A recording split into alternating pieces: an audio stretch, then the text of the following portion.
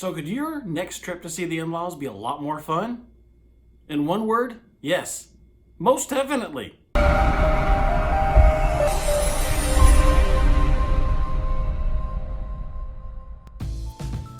My name is Mike Lowe, and I want to help you turn up the volume on your family vacations by turning some of them into mystery trips.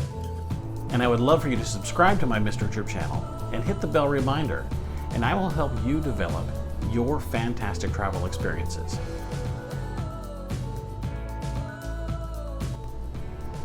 Summer is approaching, and a trip to the in-laws is on the horizon. Your husband's the only one who's really interested in going, and your teens, well, their eyes are probably rolling back into their heads. Oof, been there, done that, I have the t-shirt. But you're gonna have to either fly or drive there. So what about reimagining your travel experience? Creating a mystery trip, adding a little bit of time to the front end or possibly the back end of the trip, and really exciting everybody that's gonna wanna go. I've got some ideas, and I'm gonna share with you one of our mystery trips over a couple of videos and show you how we put it together and how much fun it really was. In 2018, my wife let us know that she wanted to travel to Ohio for the summer to see her family. With 3 teenage daughters, you could see a pretty low level of energy of the thoughts of being away from their friends for a little while during the summertime. So I told my wife I had some ideas on turning that 4 to 6 day trip to Ohio into an 11-day mystery trip adventure where the kids would be excited about each and every day of the beginning of the trip and have some fun things to do throughout the course of the trip that would make it a great experience for all of us. So what did I do first? First, in building a mystery trip, this specific one in 2018, I looked at the airports around the Columbus area. You had Cincinnati, you had Detroit, you had Cleveland, you could look at West Virginia, could look at Buffalo, that will come in later. So we looked at a number of different places. What we settled on was Cleveland or Detroit. And not only was it less expensive to fly from Tucson to Cleveland, and the schedules were better, but it provided with some really cool ideas on places we could go while we were in Cleveland. So not only in the Detroit or Cleveland area was the airfare less, the rental van was cheaper. So we could fly 5 of us out there, have a rental van, go wherever we wanted to, and have room for the family later in the trip, and it was all going to be less expensive. This was starting to look pretty cool. Eventually I settled on Cleveland. Never been to Cleveland before. Looked like a cool city. All I knew about Cleveland, had the Cavaliers, had the Browns. I knew that the Rock and Roll Hall of Fame was there. Some cool ideas, hadn't really entered into the picture yet. So I did a quick Google search. What did I search? Top 10 things to do in Cleveland. What do you think popped up? Cedar Point, Cleveland Browns, Rock and Roll Hall of Fame. Some pretty cool things. Something about the beaches and the lake. So after searching the top 10 things to do in Cleveland, I did top things to do in northern Ohio. And that's really what got the direction of this mystery trip started. Because it wasn't just Cedar Point.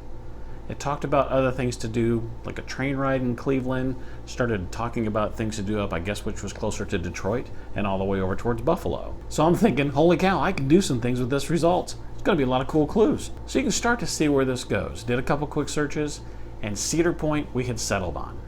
Then I started looking through Rock and Roll Hall of Fame. That looks kind of cool. I was an 80s rock guy, so maybe a full day at Cedar Point, another full or half day at the Rock and Roll Hall of Fame, and I'm sure we could find some type of sporting event going on based upon the results. So we had the ideas of what we might do. Now we gotta find a place to stay. Same type search. Go into Google, searched cool places to stay or cool hotels to stay in Cleveland, Ohio. Some really nice suggestions when I searched cool hotels in Cleveland, but I had some Hilton points as well. Could I use those and maybe save some cash? A couple of cool Hiltons, an Embassy Suites, a Hampton Hotel near Cedar Point, which sounded really promising, but then I came across a 100-year-old DoubleTree. And that sounded like a lot of fun. That could really allow me to get some creative with the clues that I would be putting together. So you're probably starting to get an idea on how you could turn up the volume on your own travel experiences, making a few of them a mystery trip, and maybe where to search to find good ideas on things to do while you're on these mystery trips. It really is like a blank canvas on the front end or the back end of what would be this in-law trip. So back to the planning. As I looked at the hotels near Cedar Point, I was presented with a map, and that map showed Cedar Point and the area around it, but it incorporated Detroit. So as a car guy, I'm thinking, how cool would it be to make a pit stop or detour and go up to Detroit and go through an automotive plant tour? The kids would like it. One of my daughters would love the history, and the whole experience, I was thinking, I'm really going to like this. So a quick Google search got me a couple of Ford facilities that I could visit with the family and kids. Again, I would love that. I think they would too. I got a little deeper into the search, which led to another search. Top 20 things to do in Detroit. Because, I mean, we're not going to spend the entire day at a Ford factory. I'm sure it's a partial day. So what else could we do while we're in Detroit? So you can see the results here. And in another future video, I'll give you some more tips and tricks of putting together mystery trip clues. But here's a quick example. This Ford Rogue factory tour is actually on the Henry Ford website. And on the Henry Ford website, there's an entire history timeline of Ford, which gives some great resources to use as the text of a clue. Let me give you an example here. This company introduces the $5 a day wage for hourly workers in 1914. In my world, that's a perfect clue to go out and give to the kids and then have them research what they think it might be. So using another piece of history on this page, could put together a clue that says, this innovative manufacturer purchased 2,000 acres of marshland along the Rogue River in the year 1924. I can turn that around in so many different ways to have them search or think about it, and they're going to come up with Rogue River, they might come up with the Rogue Tour, they might come up with Henry Ford. Some similar ideas for the text of the clues would come from the historical aspects of the Cedar Point theme park, and maybe even Cedar Fair, which owns Cedar Point theme park. I was really beginning to see that where it was going to be very easy to fill 3 to 5 days with some interesting, maybe educational, maybe just some super fun things we could do on this mystery trip before we headed down south to visit with the in-laws. So later this week, I'm going to record the second portion of this video. So stick with me. I'll continue to give you more tips and tricks on how to make a clue and how we did it.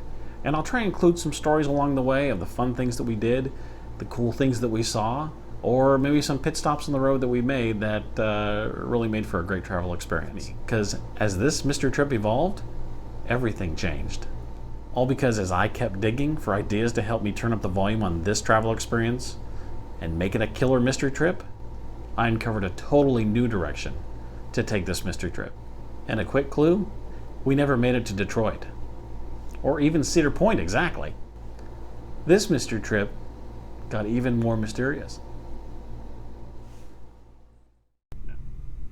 Where we go next?